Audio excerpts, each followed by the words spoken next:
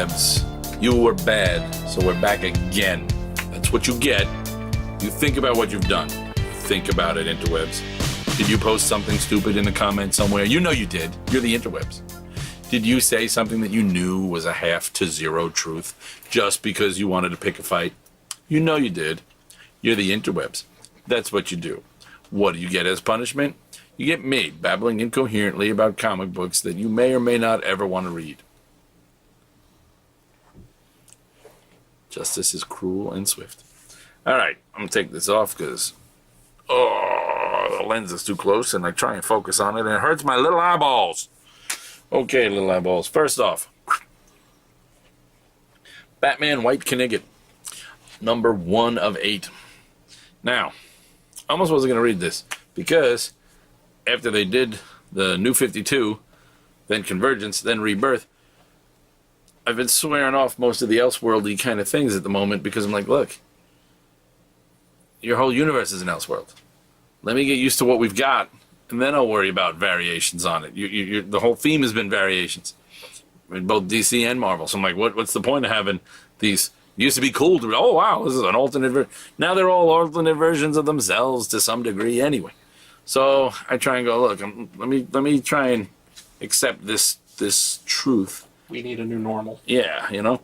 But this was really fucking good. And I'm very happy I read it. Odd little world in which so far most of this issue is a flashback.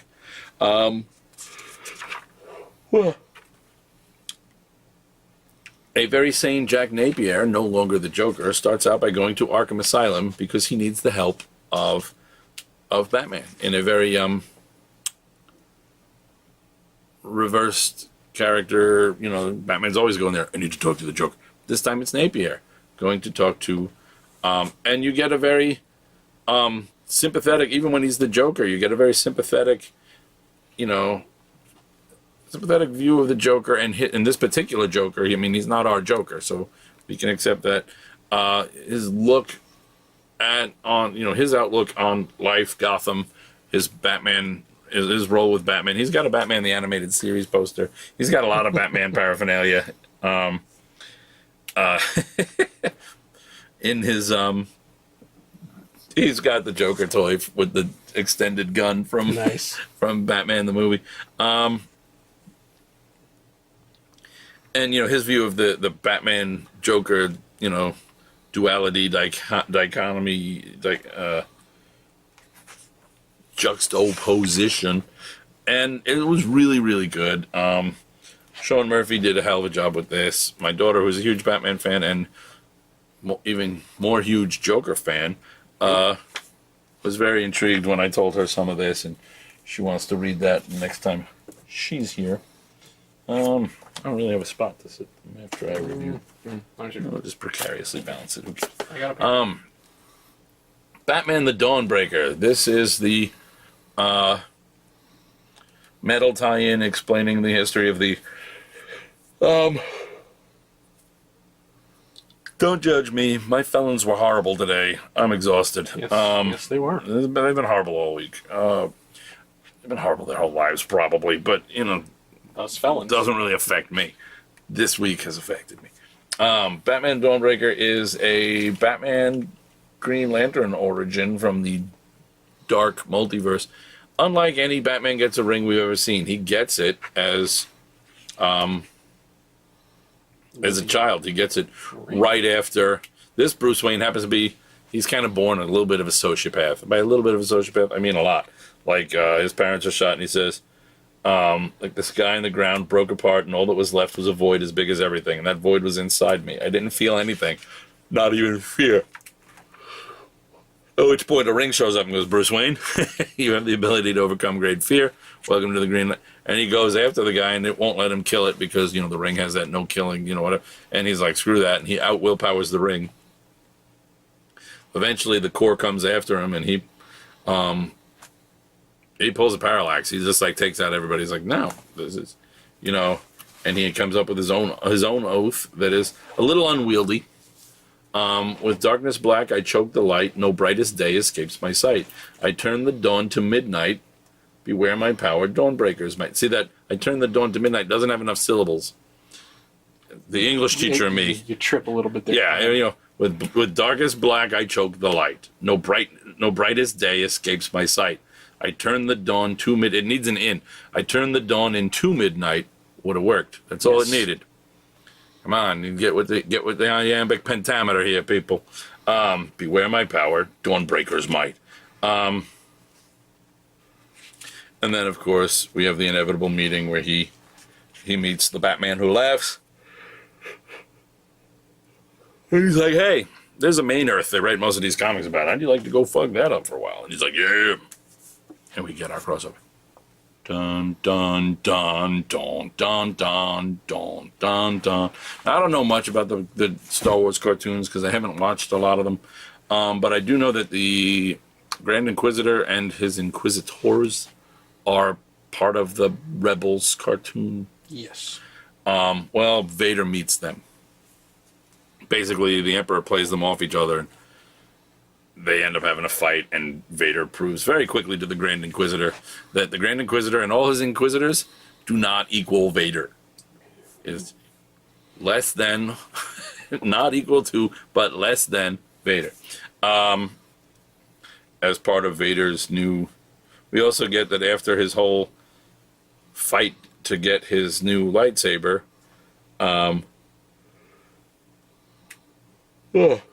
Vader himself gets to rebuild his Vader armor and make some personalized tweaks and what have you. And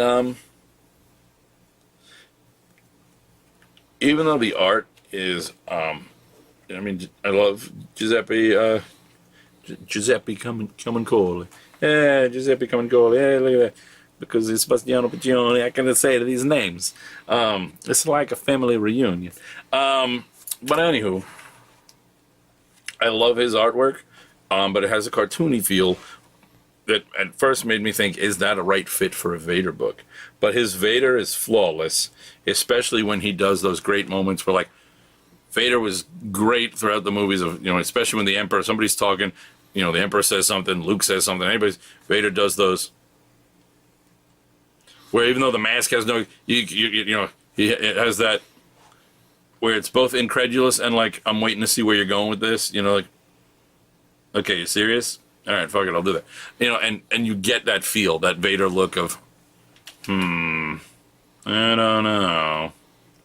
For now, you know, you get that feel, and that's important in a Vader book. Batman. The end of the war on jokes and riddles. The winner is the Joker, because Riddler, having, you know, Batman teamed up with the Riddler, but along the way the Riddler actually killed Kite Man's son. And as he's bragging about that to the Joker, Batman's had enough and actually goes to kill the Riddler. He just goes to stab him. The Joker, who hasn't been able to laugh at anything, blocks it, gets stabbed through the hand, and he's like, you know, Riddler's like, you were going to kill me. You were going to... And Joker's just like, now that's funny. And loses his shit. Because not only did Batman snap through all of this, that he was finally ready to break his no-killing rule, but the only reason Batman's not a killer is because the Joker saved him from that. He didn't save Riddler, he saved Batman. And, you know, Joker's, now that's funny. Also, we get the answer, as has already been spoiled on the interwebs, of Catwoman's answer to Batman's proposal. And it's yes. Ding dong ding. Will they go through with it? I don't know. Well, you know, based on everything that happens to anyone really close, you know, this Catwoman, you know, fuck it, you know, she likes to live dangerously. She's like, oh yeah, people get really close to you tend to end up dead. Yeah, fuck it, I'll do it. I'm in. It won't be boring. Also, I told Angie, my wife, that I'm like, look at that. I'm like, Bruce Wayne and Catwoman look just like us in bed. And Angie just looks at me. I was like, well, one of them looks like one of us. And Angie just looks at me like, and I'm like, no, I totally look like Catwoman. That wasn't it. That wasn't the XMen Gold starts out with the beautiful tradition of XMen Gold number 13, Mojo World. Mojo's got some plans, but this is primarily one of the baseball games, the softball games that they X-Men play. But what's great is how at this point, even the characters, they're just accepting the fact that there's all these alternate versions of them in the, so you've got like, Old Man Logan is sitting there on the bleachers with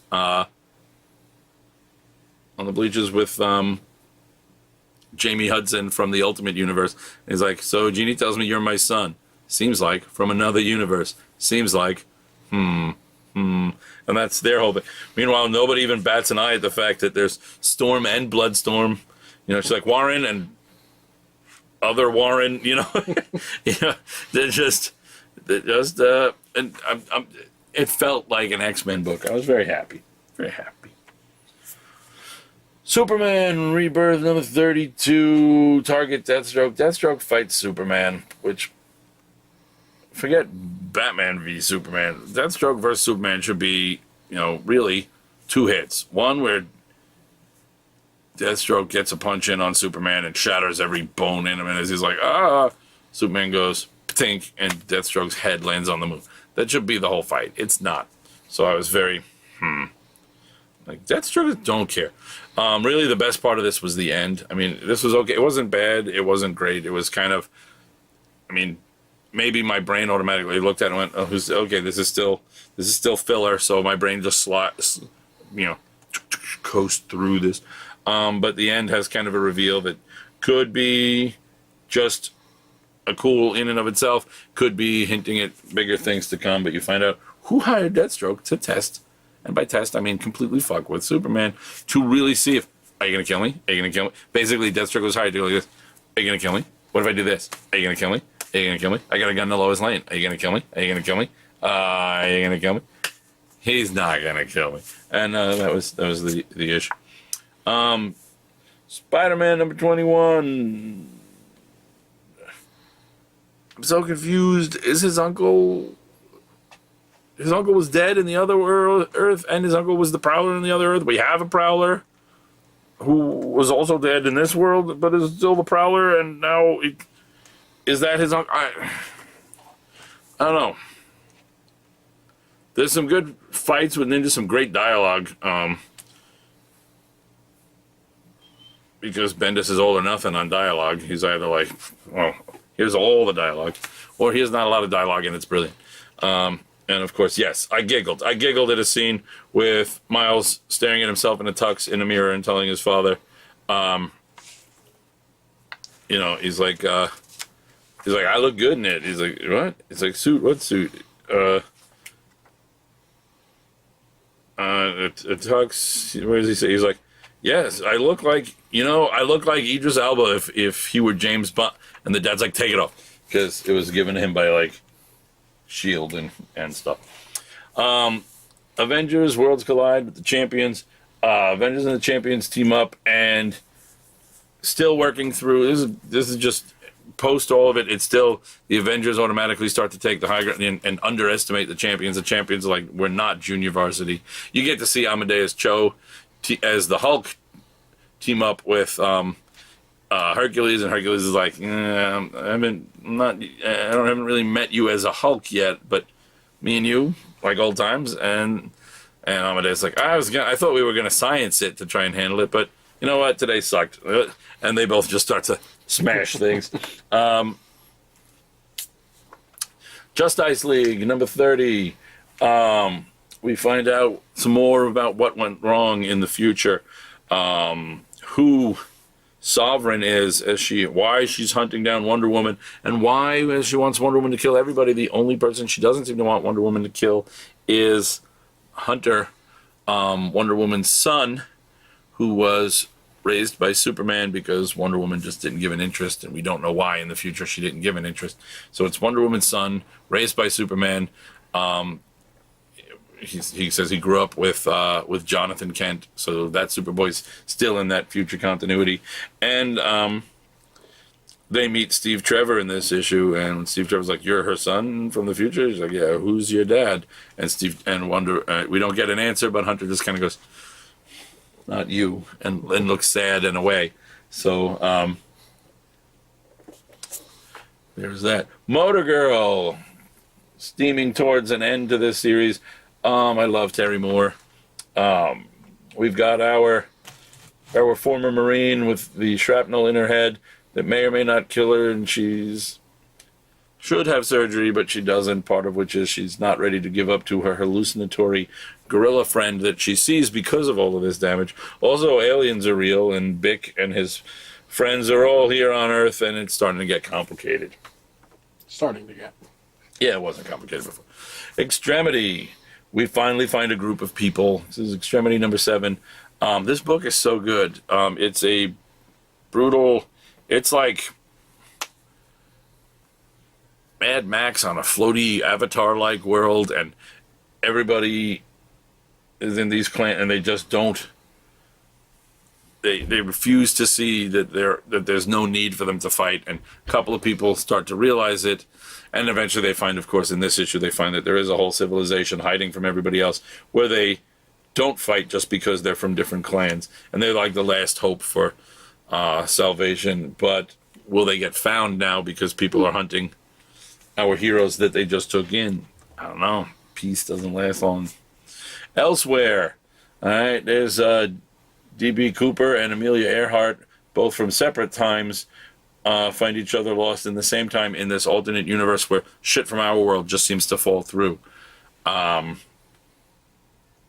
bad guys really just want Amelia Earhart because they think there's something up. She's saying, we're going to try and fight to save the other good guys. You can trust me and DB, we're good folks. But she doesn't know DB Cooper and who he was historically. So he seems to be a little less good than Amelia. And the final book for this week's review is Spider-Man Deadpool, which made me really happy because it's drawn by Carl Nock. Yes, it's pronounced Nock. How do I know? I asked him. When I interviewed him for a different site I used to work for, I was like, how do you say it? Is it, Nock? And he's like, it's Knock. Like, knock, knock, knock. And I was like, oh, see? See how easy things are when you just ask? Don't ask any more stupid question. But it's Spidey and Deadpool versus a more classic, traditional arcade and murder world, not the cold, sociopathic arcade and murder world we've seen revamped of late. So this really just felt like a classic Marvel team-up book. It made me very happy. And that's all I got for you this week, so bye-bye. Bye-bye. Why is the movie?